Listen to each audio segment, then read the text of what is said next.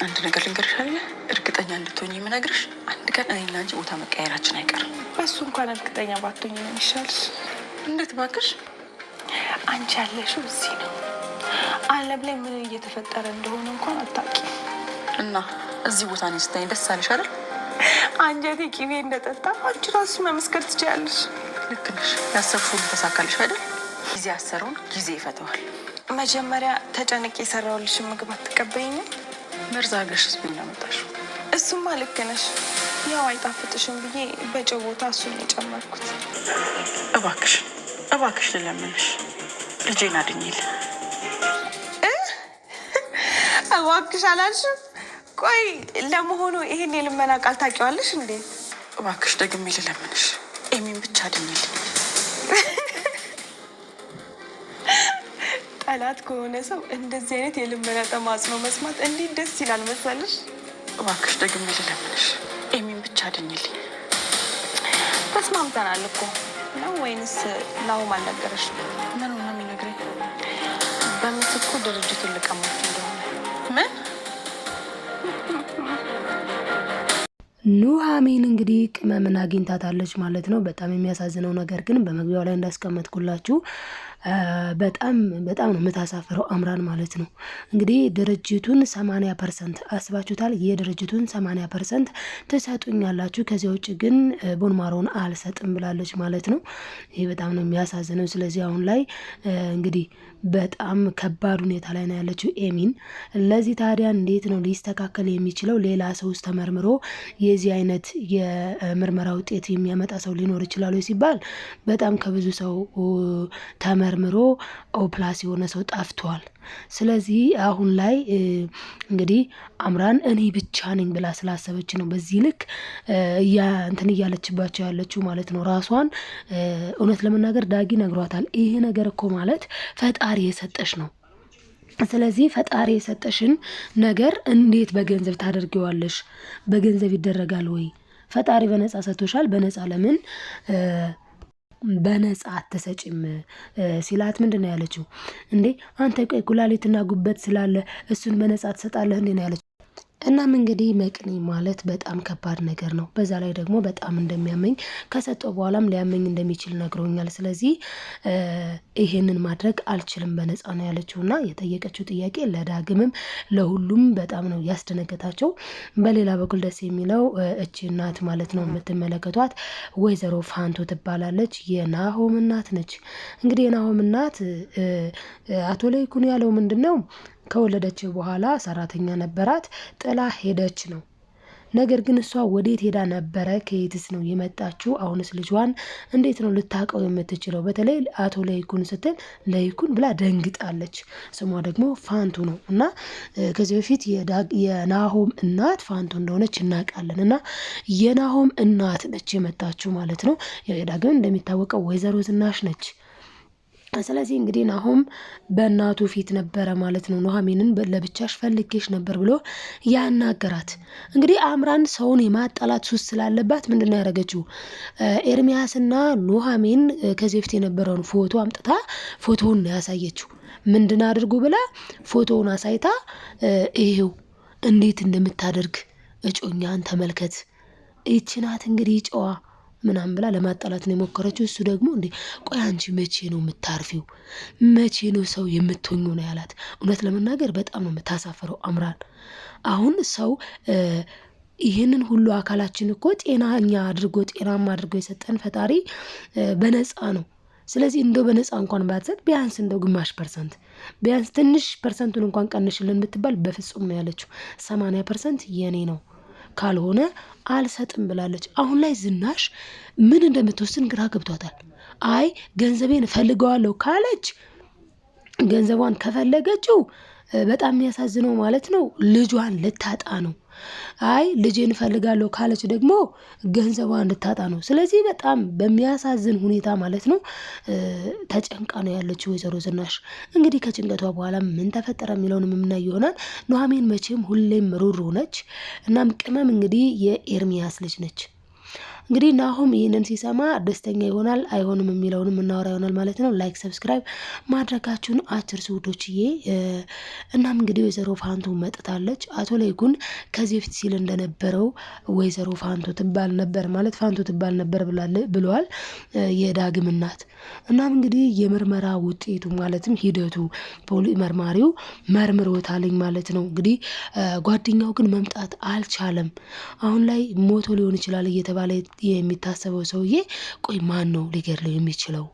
ቆይ ለይኩን መቼም ይህንን አላደረገም አይደለም ይቅርና 2 ነፍስ እንግዲህ እሱ በሱ እሳቤ ሰበቶ ሞቷል። እና በሰበቶ ብጥስጥስ እያለ በሰበቶ በቃ እኔ እኮ ነፍሰ ገዳይ ነኝ፣ በቃ እኔ እኮ ማረባ ሰው ነኝ፣ በቃ እኔ እኮ ማልጠቅም ሰው ነኝ እያለ ራሱን በጣም እየጠላ የነበረ ሰው ጭራሹን አሁን ደግሞ ይሄኛውንም ሰው እሱ ነው ለማለት በጣም ነው በፍጹም አይሆንም። ስለዚህ ያ ጓደኛው ደግሞ አሁን ላይ ምስክርነት ሰጠ። እናም እንግዲህ የአስከሬን ውጤቱ የአስከሬን ምርመራ ወጥቶ እንደገና ሊመረመር ነው ማለት ነው የፈረደበት አስከሬን። ከዛ በኋላ ውጤቱ እንግዲህ ታይቶ ማያውቁት ሰው ከሆነ ድንገት የዚህ የጓደኛው ካልሆነ ማለትም በዛ ምሽት በዛ ጨለማ አብሮ ከነበሩት አንዱ ካልሆነ ክሱ እንደሚቀልላቸው ነው እንግዲህ እየተሰማ ያለው ነገር እና እንደዛ ከሆነና ክሱ ከቀለለላቸው ደስ የሚል ነገር ነው። እዚህ ጋር ግን ወይዘሮ ዝናሽ ምን ብላታለች ለአምራን? እውነት ለመናገር ትክክል ነው ያለችው። እግር ተራ ይረግጣል። ዛሬ ያለንበት ቦታ ነገ ምን ላይ እንደምንሆን አናውቅም። ስለዚህ ሰውን አይተን መፍረድ በጣም ከባድ ነው። አምራን ደግሞ ብልጥ ከሰው ይማራል፣ ጅል ከራሱ ይማራል። አምራን አይደለም ይቅርና ብልጥ ሆና ከሰው ልትማር ጅል ሁና ራሱ ከራሱ አትማርም። በእርግጥ ህፃን ሁና የደረሰባት አስተዋጽኦ ነው። ህፃን ሁና የደረሰባት ግፍ ነው። ህፃን ሁና የገጠማት በጣም አስቸጋሪ ጊዜያቶች ናቸው። ቢሆንም ግን ህፃን ሁና ብዙ ነገር ገጠማት ማለት አሁንም እድሜ ልኳን ያንኑ ክፋት እያስታወሰች ከዛ በጣም እኔ ልክ ነው ብዬ አላምንም። እንግዲህ እሷ ያለችው ነገር ምንድን ነው? ከዚህ በፊት ማለት ነው የተፈጠረው አባቷ ከዛ እናቷን ሲደበድብ ከዛ ደግሞ እሷም ተቸግራ ተጨንቃ ስትጮህ ሚሰማት ሚያዳምጣት ምንድነው ሚላት ነገር ሚጠይቃት ሰው አላገኘችም። ስለዚህ ያንን ሰው ስላላገኘች ብቻ አሁን ለሌሎች ሰዎች ደግሞ መጥፎ መሆን አግባብ ነው ብዬ አላስብም እኔ። እና ማለት አሁን በነፃ ነው ያገኘችው ይሄንን የተፈጥሮ ጸጋ። የተፈጥሮ እንግዲህ ይሄ ደግሞ ውጤት በነገራችን ላይ ተፈልጎ የማይገኝ ነው። ተፈልጎ የማይገኝ እውነት። እና ኦፕላስ እንደዚህ ኦደሞች በተለይ እነዚህ ብለዶች ብዙም የምናገኛቸው አይደሉም ከአንዳንድ ሰዎች ውጪ። ብዙዎቻችን ታይፓችን ሌላ ነው። ዞሮ ዞሮ ግን ይህንን ነገር ቅን ብትሆን ከራሷ ብትማር ከዚህ በፊት በጣም እየጠመመች ሴራ እያሴረች ናሆምና ኑሐሚንን ለመለየት መከራ እያየች እነሱም አልተለያዩም፣ እሷም ውድቀት ነው የመጣባት። አሁን ላይ እንግዲህ በዚች በደሞ አድርጎ ደግሞ ፈጣሪ ከፍ ሊያረጋት ከሆነ ቢያንስ እንኳን ግማሽ ፐርሰንት ብላ እኮ በዛ በግማሽ ፐርሰንት እንትን ማለት ትችል ነበረ ማለት በቃ ግማሽ ፐርሰንቱን እነሱም ምንድነው ያላትኝ ዳጊ እስኪ የተወሰነ ቀንሽልን ቢያንስ ከፐርሰንቱ ነው ያላት። እሷ ግን በፍጹም ፈቃደኛ አይደለችም ለመቀነስ በፍጹም ማለት ነው። ለናሆምም ለዳግምም አንድ አይነት ነው ቃሏ። በተለይ ለዳግም የምትለው ጥሩ ነው። ቆይ አንተ ምን አገባህ ነው ያለችው። እንዴ የቤተሰቦች ንብረት እኮ ነው ሲላት ደግሞ ምን ብትል ጥሩ ነው። በጣም ማፈሪያ ናት እንዴ አንተ ትናንት ከየትም ተለቃቅመህ መተህ ጭራሽ ቤተሰቦች ትላለህ አታፍርም ነው ያለችው ማለት ነውና ለከት የላትም ለንግግሯ ሁላ ማለት ነውና በጣም ነው የምታሳፍረው አምራን እዚህ ጋር። እናም እንግዲህ አምራን አሁን ነገ እኔ ያለሁበትን ቦታ ልትሆኝ ትችያለሽ፣ እባክሽን አምራን እባክሽን እያለቻት ወይዘሮ ዝናሽ ቢያንስ እንኳን ገና አንድ ፍሬ ልጅ ናትና ይህንን ተማጽኖ ሰምታ ነገ ጧት እሷ ልጅ ወልዳ እኮ ምን ሊገጥማት እንደምትችል አታውቀውም። ዛሬ እኛ የምንሰራው ግፍ ነገ በልጆቻችን ሊመጣ ይችላል። ስለዚህ በሰው ላይ ግፍ መስራት ሰውን በዚህ ልክ በተለይ ኑሐሚንን እና ናሆምን ለመነጠል ለመለየት የምታደርገው ጥረት የምትሰቃየው ስቃይ በሉት በቃ ማለት አሁን አንዳንዴ እኮ ገርል ፍሬንድ ቦይ ፍሬንድ በሚባለው ደረጃ ላይ የሆነ ሰው ጋር እንሞክራለን።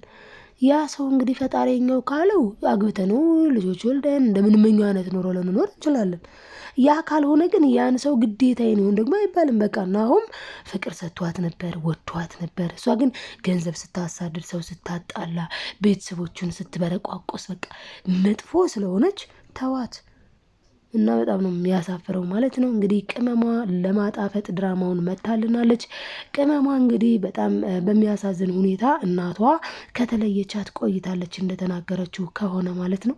እናትሽስ ብላ ኑሐሚን ስትጠይቃት እናቴ ጋር ከተለያየን ቆየን ያለችው።